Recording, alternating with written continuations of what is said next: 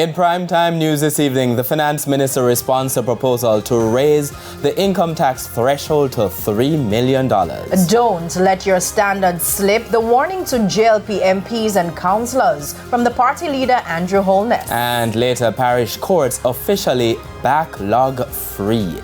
Good evening and welcome to Primetime News on air and online at onespotmedia.com. I'm Archibald Gordon. And I'm Janella Prestius with a preview of what's to come in business news. Here's Andrea Chisholm. Well, Janella, Hart NSTA Trust has a shortage of teachers for some courses. So what are they doing to fix it? That and more in the Business Day. Thank you, Andrea. And Jordan Ford has a preview of Primetime Sports.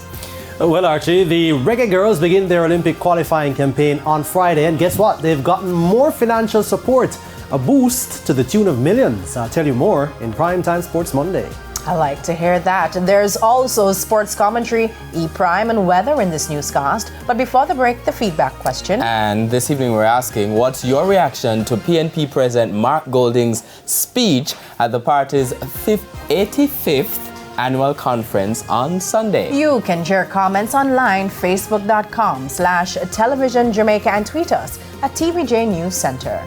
Stay with us for news in detail after the break.